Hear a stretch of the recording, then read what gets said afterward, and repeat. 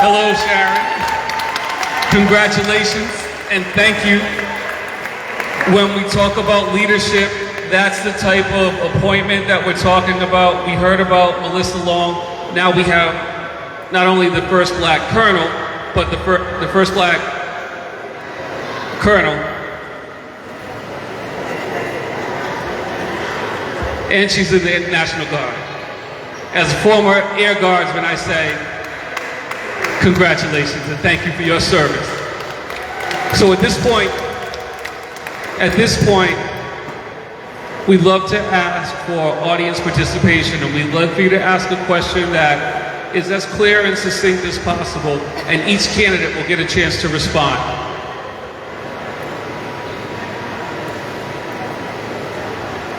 First question, and we're gonna share a microphone with you. If you can say your name, it isn't just for the candidates. We also want people at home to be able to hear your question. Or if you want, I'll repeat the question.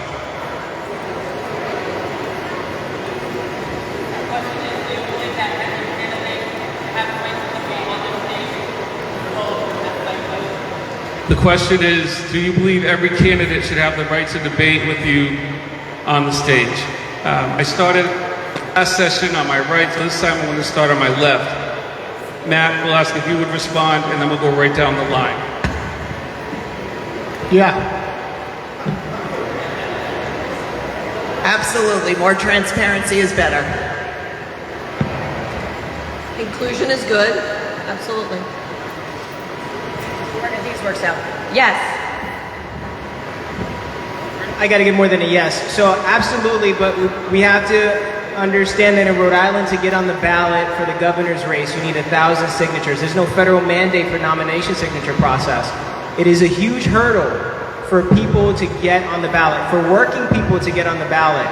And that is how we do not foster inclusion here in the state of Rhode Island in terms of our electoral system. So when someone does meet that hurdle, that by nature is wrong, absolutely they should be on the debate stage. Thank you. Next question. Yes, sir.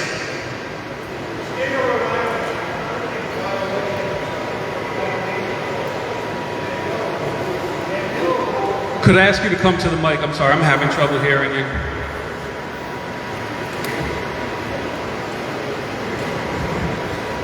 The state of Rhode Island is currently in violation of something the United Nations promulgated called the Mandela Rules. The Mandela Rules govern the behavior of the state with regard to solitary confinement. Rhode Island is effectively a state. 7/23 lockdowns, 1 hour a day during the no natural sunlight, limited meals, filthy conditions. And again,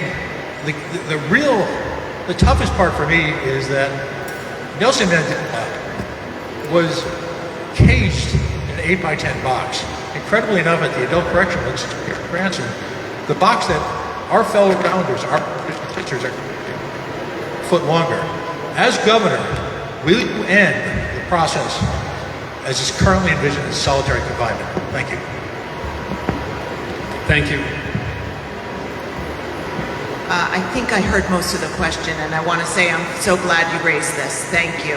And I'm not familiar with the United Nations particular clause that you raised, but I will say that I have a very close family member who works in the public defender's office, and every day is seeing the how unfair our system can be, how unfair and cruel it can be. So I'm very open to making sure that we re-examine solitary confinement. And I don't know all the particulars of what you said, but I will say that I think the most important part of our prison system is making sure we have reform and helping people emerge on the other end. And solitary confinement, to me, sounds unnecessarily cruel and harsh. And I'd be honored to work with you to understand how we could resolve it. Yeah, absolutely. We do need to end that practice, and we need to do much more than just that. We need to look at what are the resources that we're applying to the people that are on the inside, so that for those that are coming out, that they have access to jobs. We need to look at expungement of records. I advocated very strongly for the expungement part of the cannabis legislation. I had conversations with people at the State House about this because it is wrong. Now, because we have an opioid crisis, suddenly addiction is a mental health issue. In the 80s, and I'm old enough to remember the 80s, addiction was a crime. What has changed? Who is being affected by those conditions? And who is dying of these addictions? And so we need to make sure that we level the playing field, that we invest resources in the various communities. And part of it is going into the public safety programs that we have and ensuring that we're providing all the opportunities for a reentry into society that maximizes that person's ability to succeed. Housing is key. If you come out of prison and you don't have a home to start with, you go try to find a job. You need to start by, the person has served, they need to have the supports that say, you're a valued member of society now, let's move you through. I'm very proud that as Secretary of State, I worked with the employees there at the Department of Corrections to make sure that we had civic education so that anybody coming out of the prison and now having their rights automatically restored, that we did that. We made sure that they understood that they were now registered voters again, and they had that amazing power to make a change and to have their voices heard again.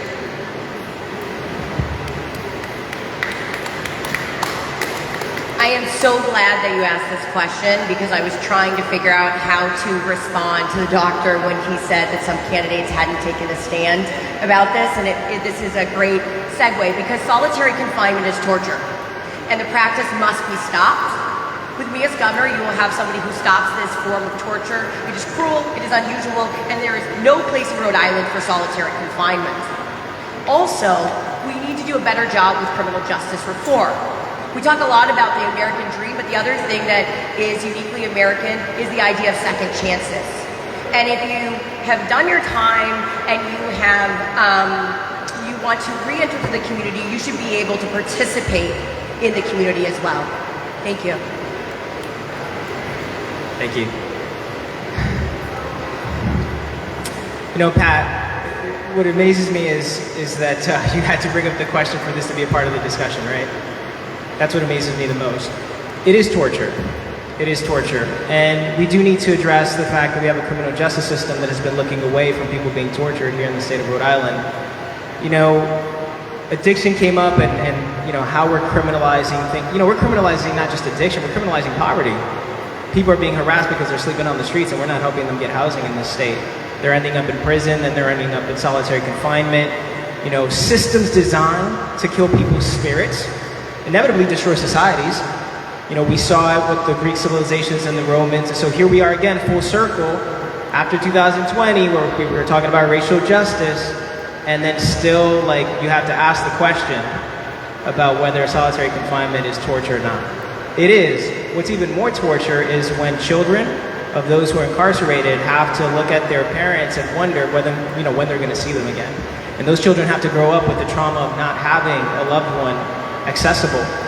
And then what happens then to that child? Do they see this path that they're going to be set on? And I'm bringing all this up because I was a kid growing up with a father who struggled with addiction when it was criminalized, when pills were being pushed out by corporations. And I had to wonder at times as a kid, if my dad gets caught up in the prison system, which he was fortunate to not, but if he did, would I ever see him again? So anyway, I'm just drawing up something personal because for me, it's the trauma of youth that also have loved ones and family members that have those loved ones that are being tortured that has a ripple effect in our communities. And that's what destroys us as a society. So, thank you.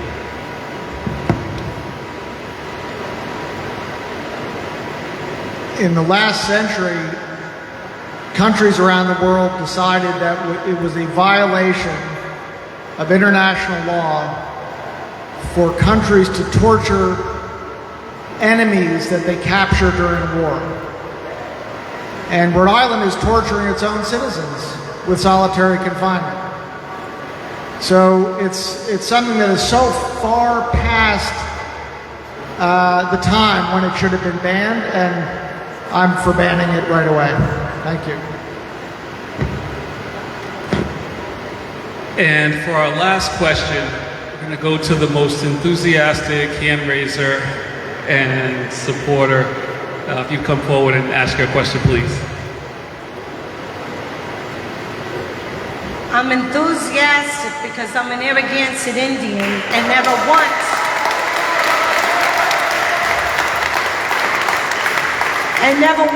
do I hear on these platforms anything about the Narragansett Indians. Every single one of you I hear through the blood of my people. All this land is soaked in the blood of my people. But yet we don't have any place to have church. You have your mosque, your church. You have your temples. They stripped us from the ocean. That is our church. And because they knew we had the power, they took it from us. And we still don't have any. We have the 1978 compact. That is the knee in our neck. We don't have any economic development because you keep us from it. The last thing we tried, and I believe you all remember the smoke shop raid, that was the last thing we had. Then we went for housing. My mom was supposed to go in that housing. She died. You kept it from her. Your judges, who are your friends that you put in office, should be voted on by the people. Nobody should be voting a judge to go in and do their work for them. Nobody. The people need to vote in these judges.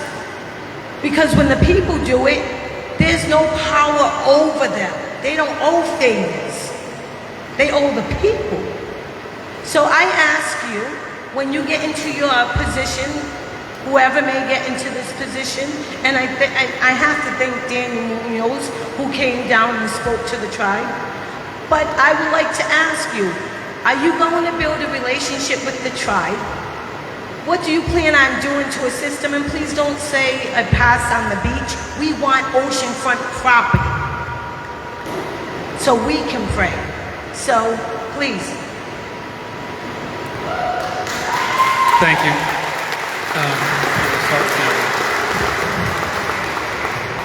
I hear you loud and clear, and yes, we absolutely need to make reparations to our indigenous populations here in the state.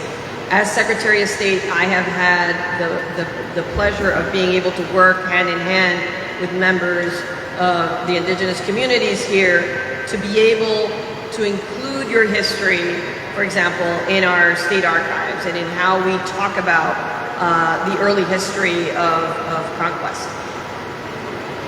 I am committed to working hand in hand with you to make sure that you have equitable access to the resources of our government and to make sure that some of these wrongs are righted.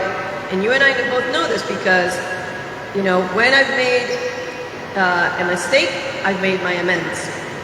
This is a hard path to travel, but I know that we can get there, and I know that the indigenous populations of the state of Rhode Island deserve a lot more than this government has provided for them over centuries. And I look forward to correcting some of those wrongs. I started as Secretary of State to move in that direction. I look forward to as governor making sure that we complete this path.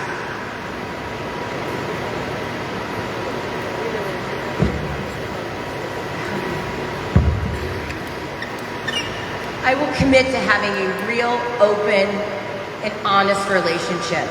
And not the sort of relationship that normally happens with politicians where you don't have real access, but there's just sort of limited access and lip service, and let's have a meeting, and I'll hear what you're feeling, and I'll empathize, and I'll do nothing. Because that's usually what happens. And with me, you will have a real relationship and real discussions about what has happened in the past and what we can do in the future to make it better. And I am committed in a real substantive way, and I mean it when I say it, that we will work together for better solutions. We will work together for shoreline access. I am open to hearing about other things that I could do.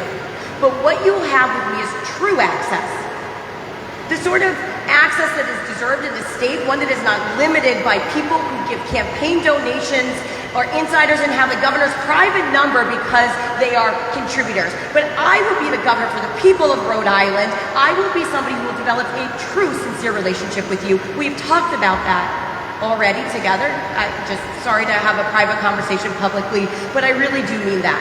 It is important. It's something that I'm deeply committed to, and I've always been committed in my career to ensure that the community has access to power, and that will be an access to your governor. And that is what you will get in my administration. You know, Roger Williams was a thief. And we have institutions in this state that continue to praise his name. He's a thief, a parasite. And because we can look away from Roger Williams, we look away from Brown University. University that participated in the enslavement of indigenous people and African descendants of slaves, and still continues to say that it wants to write the books about it. And those are the books that people read about, and they try to say that's the history, and it's not. It's not the history. The tribe has the history, and the tribe will preserve its history, and it's up to us to create spaces where the Narragansett Indian tribe can tell everybody else those stories. So here's a story of a guy whose last name was Pell and a guy whose last name was Chafee.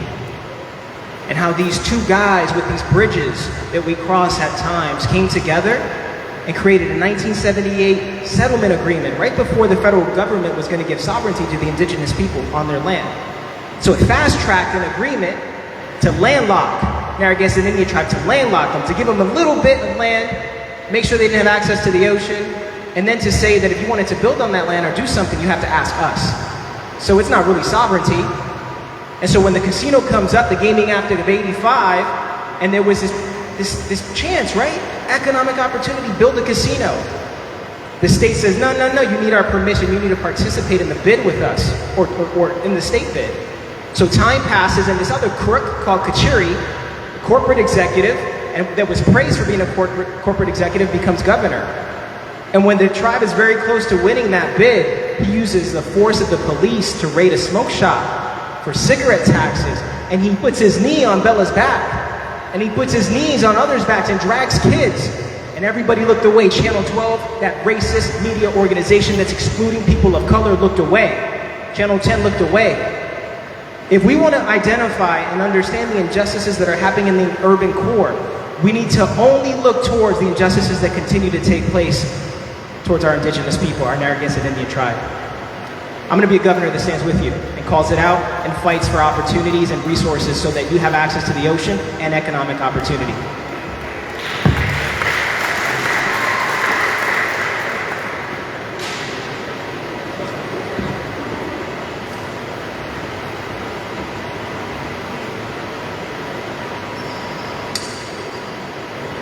A lot of the history of the relationship between people in power here and the Narragansetts is a history of lies, false promises, broken promises. So I think what you said is extremely important, that there be a relationship and real and serious discussion about real things between people who are governing in the state and the tribe. And I think, I think about three things. One is it has to be about, in part, economic development. It has to be about changing the material situation in people's lives, of members of the tribe. It can't just be process. It can't just be talk. It's got to be about material things getting better in people's lives. People having more money in their pockets, people having jobs that they are excited about, people having economic opportunities for themselves, their children, and their grandchildren. The second thing is the land, which was stolen, and sovereignty over the land. And it's got to be resolved. It's got to be resolved.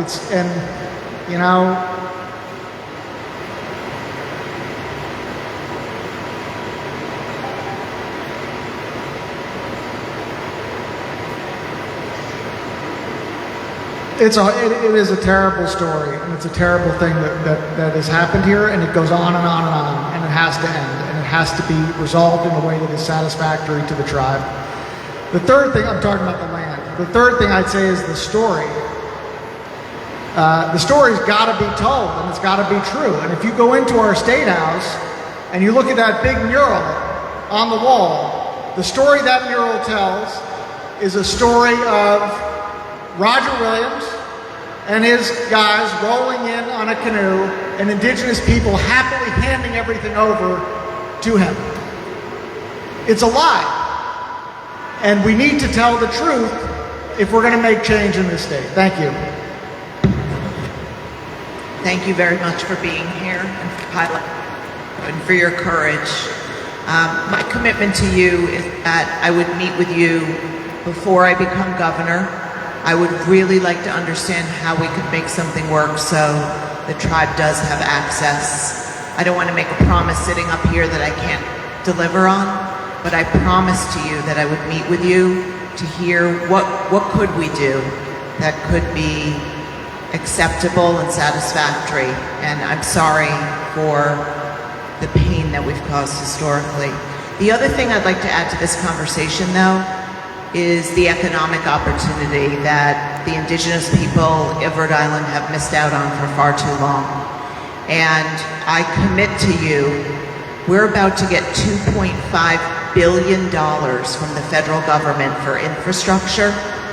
We should have you at the table. I have talked to members of various tribes, and we have forgotten the tribes in the last decade. The conversations have not included you. And by the way, we don't tradespeople to do all this work. So there's enormous opportunity economically here.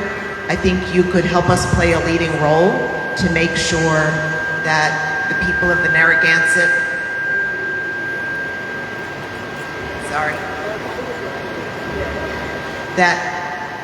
that we lift people up economically and take this moment in time with all this federal government money and be serious about it. Not pay lip service, but really make sure that the next generations coming up can prosper. I'd love to work with you on that, so thank you.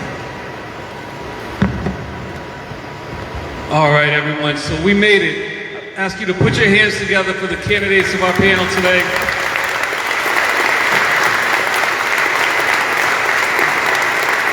This activity only happens because of our gracious host and the organizing agencies that you see to my right.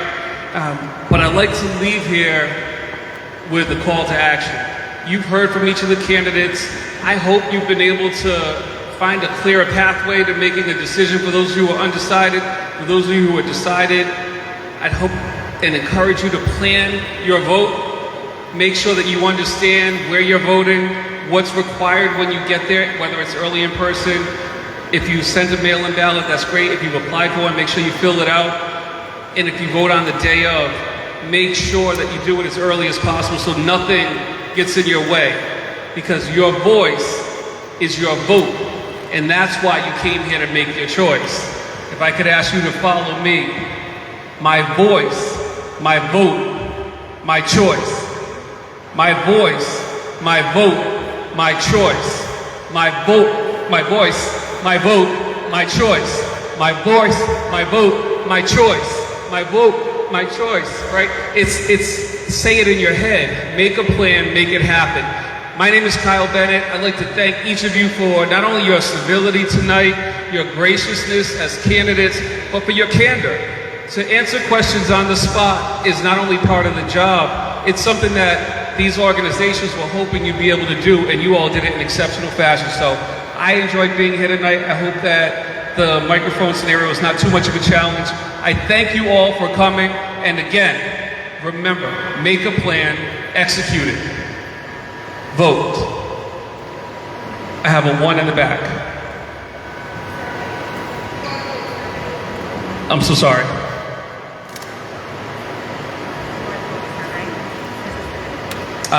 Yes. There is a survey to complete at the red table just inside the exit. As you're leaving, there's a QR code. So get your phones ready, pull the camera out, and you can scan the QR code and give feedback on tonight's survey, on the candidates, on all of the candidates. Whatever you're feeling, please let us know. We'd love to have your feedback. Each of these organizations will be able to use that and help improve their following events. So thank you so much again. Have a wonderful evening, and please be safe, stay cool, and don't forget to vote.